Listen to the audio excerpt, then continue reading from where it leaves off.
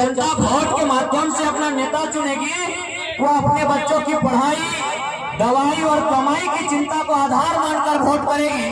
लेकिन बड़ा दुर्भाग्य है कि हम वोट अपने बच्चों के भविष्य को लेकर नहीं करते हैं। हम केवल इसलिए वोट करते हैं कि हाँ, ये एनडीए के समर्थक हैं, और हम इसलिए भी वोट करते हैं कि एनडीए के समर्थक प्रत्याशी नहीं है।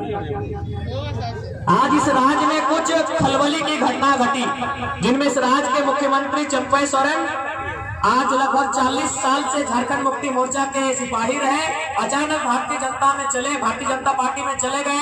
तो बड़ा लोगों ने चर्चा किया, तमाम न्यूज चैनल्स में चर्चा किया, लेकिन असल मुद्दा कोई नहीं जानता। सीधा सा बात है, चंपई सोरेन ने पाला बदला है अपने बेटे बबलू सोरेन के लिए, सीता सोरेन ने पाला बदला है अपनी 2 बेटियों को विधायक बनाने के लिए। मुख्यमंत्री ने किसे विधायक बना? अपनी धर्मपत्नी को गांडे से। अरे उतना तो छोड़िए, आपके जो बागमारा के विधायक, हालांकि अभी सीट खाली हो गया है, ये सांसद बन गए हैं, लेकिन इनको जनता की नहीं, अब इस बात की चिंता है कि टिकटवा अपने अर्धांगिनी को दिलाए कि शरद को दिलाए।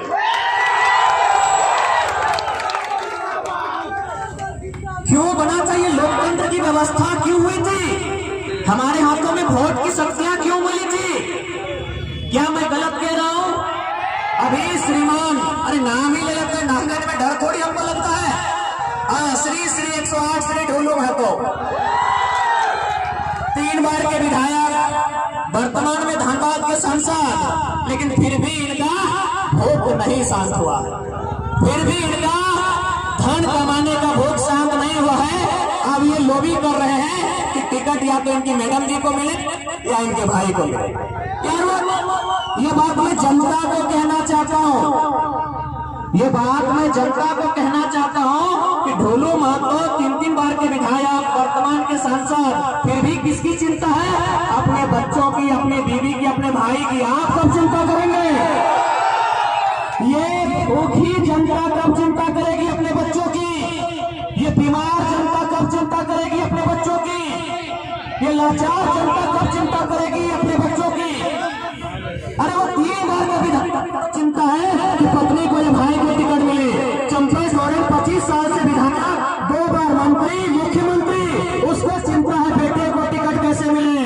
हेमंत सोरेन के पिताजी मुख्यमंत्री, वो मुख्यमंत्री, उनको चिंता है उनकी पत्नी को टिकट कैसे मिले, उनको मुख्यमंत्री कैसे बनाएंगे। सबको अपने परिवार की चिंता है। जनता आप ना बेवकूफ। इस सोच के साथ हम लोग राजनीति में आए हैं। यदि आपका आशीष ढेर सारा मिले, आपका मताधिकार ढेर सारा मिले, तो हम लोग विश्वास दिलाते हैं इस राज्य की जो स्थिति है उसे बदलने में हम लोग पीछे नहीं हटेंगे। ये बागमारा वही धरती है जहां एक दिन अखबार में छपा था कि यहाँ के किसी नेता के पास 12,000 करोड़ की संपत्ति है। कौन है बताने की आवश्यकता नहीं है, शायद आप जानते हैं, और नहीं जानते हैं तो बड़े अनभिज्ञ लोग हैं आप, बड़े अनजान किस्म के लोग हैं आप। खैर, हमने अखबारों में पढ़ा था, आज से कई साल पहले छपा था कि यहाँ एक नेता है, उनका प्रभुत्व है, उनका वर्चस्व है, 12,000 करोड़ की संपत्ति है।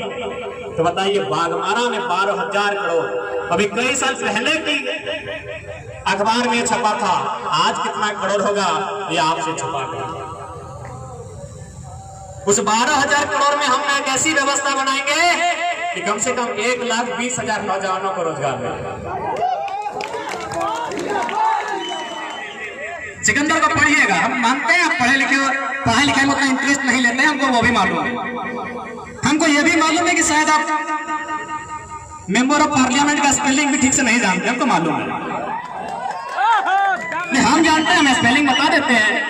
MEMBERLIAMENT man, parliament, member of member of parliament, MLA MEMBER member, L legislative, LEGISLATIV legislative assembly, ASSEMBLY member of legislative assembly. हमको मालूम है, आपका स्पेलिंग नहीं मालूम है, लेकिन फिर भी जनता ने चाहा है। हम कौन होते हैं? जनता ने आपको जिताया है, अच्छा बात है, लेकिन एक बात कहेंगे, ये गुरूर ठीक नहीं है, ये अहंकार ठीक नहीं है, ये दर्प ठीक नहीं है, ये घमंड ठीक नहीं है।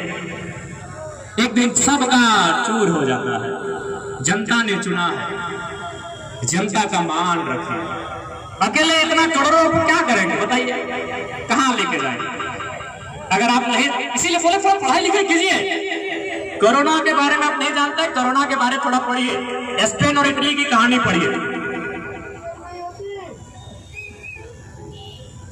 महोदय आप स्पेन और इटली की कहानी पढ़िए, कोरोना में क्या हुआ था। पढ़े लिखे भाई लोग, कोरोना में क्या होता मालूम है? दीदी लोग, कोरोना के काल में जब लोग इलाज नहीं कर पा रहे थे तो स्पेन और इटली के लोग सारा डॉलर, जो भी उन लोग बोलते हैं ना, सारा पैसा रोड में उड़ा दिया। उन्होंने यही कहा कि जो पैसा हमारी बीमारी का इलाज नहीं कर पाएगा वो धन किस काम का। तो इसीलिए महोदय से कहेंगे, ये प्रकृति की गर्भ में बहुत कुछ छुपा है। कब कौन सी महामारी आ जाए, कब कौन सा प्रलय आ जाए, कहना मुश्किल है। बेईमानी शैतानी वाला काम मत कीजिए, दया धर्म का काम कीजिए। मंदिर बनाए हैं, दया धर्म का काम कीजिए, दया धर्म का काम कीजिए। बताइए, महिलाओं को आपके समर्थक मार देते हुए फायर नहीं होता है। आप रामदास की बात करते हैं, हमें तो आश्चर्य लगता है। खैर, आपके समर्थक भी भाई आपको भगवान ही मानते हैं, माने एक दिन ये चश्मा टूटेगा, उनको भी पता चलेगा कि त्रेता युग के राम का जो जीवन दर्शन है, इन लोग, ये हमको लगता है उनका कोई एक अध्याय नहीं पढ़ा, एगो श्लोक नहीं पढ़ा, एगो श्लोक। हाँ, पंडित जी ठीक बोले हैं, बाबा जी ठीक बोले, एगो श्लोक नहीं पढ़ा होगा।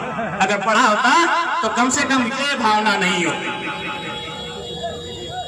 ये भावना नहीं होती। एक मेरा संदेश स्पेशल थोड़ा सा महोदय को दे दीजिएगा, क्योंकि वो भी शोषितों की बात करते हैं, दलितों की बात करते हैं, पिछड़ों की बात करते हैं महोदय। इसीलिए मैं उनको एक संदेश दूंगा महोदय को। नेल्सन मंडेला एक शख्स हुआ करते थे। हाँ, ई रोडवा में जाइएगा, 2 किलोमीटर तक उनका जमीन है, तो सब गरीब ऐसा ही हो। अच्छा मजाक है, गरीब का बेटा कौन सा मापदंड है? अरे आप किस स्केल में नापते हैं गरीब के बेटों को भाई? क्या बोलते हैं, गरीब का बेटा है? आप ये जो रोड नहीं है, जो हरना से उधर कतरास तरफ जाती है, क्या बोलते उस रोड को? झगड़ाई होते हुए यार 3 किलोमीटर का जमीन है, आपका जब बोले गरीब का बेटा। हर गरीब ऐसा हो, हर गरीब ऐसा हो। हाय जनता, जनता सबसे बड़ा दोषी। जनता के ठेकेदार, दलाल जो गरीबों का, मजदूरों का खून पीते हैं, हमारा गुस्सा उन्हें सहना। ये देश जादू की छड़ी घुमाने से नहीं बदलेगा, छोटे छोटे विचारों से बदलेगा। इसलिए चूंकि हमें लगता है इस समय एक बार हम लोग माइक लेते हैं तो दर्द इतना है कि बहुत कुछ कह जाते हैं। हमारे भी गले में बीमारी है, अंदर से घाव है, लेकिन फिर भी बोल जाते हैं। तो ज्यादा समय ना लेकर हम यही कहेंगे, एक बार इस राज्य की सत्ता में हम लोग को आने का अवसर दीजिए, उसके बाद समस्याओं का निदान उसी खजाने से होगा।